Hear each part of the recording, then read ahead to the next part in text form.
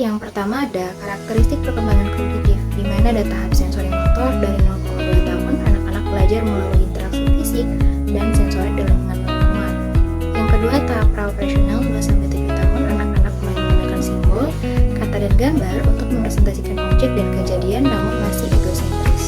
Ada juga tahap praoperasional konkret dari 7-11 tahun di mana anak mulai berpikir logis tentang kejadian konkret tetapi kesulitan dengan konsep abstrak. Yang terakhir, tahap operasional formal dari 9 tahun ke atas. Anak mungkin berpikir abstrak dan hipotesis serta melakukan penalaran deduktif. Yang kedua, karakteristik perkembangan emosi dari masa bayi 0-2 tahun, yaitu mama mengembangkan kepercayaan dasar dan keterikatan emosional. Masa kanak-kanak awal 2-6 tahun, emosi menjadi lebih kompleks, belajar mengendalikan emosi.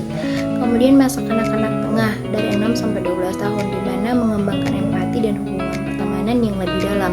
Kemudian masa remaja 12 tahun ke atas, emosi sering fluktuatif, mencari identitas diri dan mandiri secara emosional. Yang ketiga ada karakteristik perkembangan moral, di mana ada prakonvensional dari 0-9 tahun, ada kebutuhan terhadap aturan karena menghindari hukuman atau mendapatkan hadiah. Kemudian konvensional 9 tahun ke atas, di mana kepatuhan terhadap aturan untuk mendapatkan persetujuan sosial atau menjaga ketertiban. Ada juga pasca konvensional dari beberapa dewasa, yaitu patuh terhadap prinsip-prinsip etis, universal, dan hak asasi manusia. Yang keempat, karakteristik perkembangan agama, di mana masa anak 0-12 tahun, anak mempelajari agama melalui lingkungan keluarga dan cenderung menerima apa yang diajarkan. Masa remaja memulai eksplorasi dan mempertanyakan keyakinan yang diterima sebelumnya, membentuk identitas religius dan pribadi. Dewasa awal, di sini keyakinan menjadi lebih mantap dan reflektif, berpotensi mengalami transformasi spiritual. Implikasi karakteristik anak dalam pembelajaran, di mana pendekatan yang interaktif pembelajaran melibatkan interaksi aktif dan relevan dengan perkembangan kognitif anak. Penggunaan media visual untuk tahap pra-operasional dan operasional konkret, media visual sangat efektif. Kemudian pendekatan diferensiasi, menyesuaikan metode mengajar dengan kebutuhan dan kemampuan masing-masing anak. Ada juga pengembangan sosial emosional, di mana pembelajaran harus mendukung pengembangan empati, kerjasama, dan kontrol emosi. Keenam, implikasi perkembangan anak terhadap penyelenggaraan pendidikan.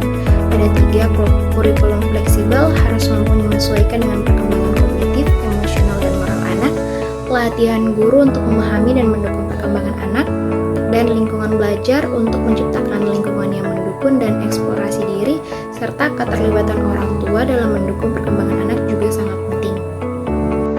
Yang terakhir, permasalahan dan solusi di masa perkembangan pendidikan. Ada permasalahan kesenjangan kualitas pendidikan, di mana kualitas pendidikan tidak merata, kemudian kelebihan beban kurikulum, di mana anak-anak merasa terbebani dengan kurikulum yang terlalu padat. Ada juga kurangnya pelatihan guru dalam menangani berbagai kebutuhan perkembangan anak. Kemudian solusi dari ini ada pemerataan akses pendidikan, di mana meningkatkan infrastruktur dan sumber daya pendidikan dari terkecil, revisi kurikulum yang seimbang antara akademik dan perkembangan karakter, dan juga peningkatan pelatihan guru dalam memahami perkembangan anak sebagai strategi pengajaran yang efektif.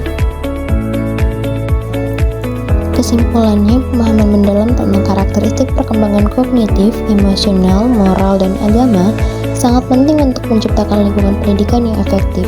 Setiap tahap perkembangan anak memiliki kebutuhan dan ciri khas tersendiri. Implikasi utama dari pemahaman ini adalah perlunya pendekatan pendidikan yang interaktif, fleksibel, dan diferensiasi. Guru harus dilatih untuk menyesuaikan metode pengajaran dengan kebutuhan perkembangan masing-masing anak, serta mendukung pengembangan sosial emosional mereka.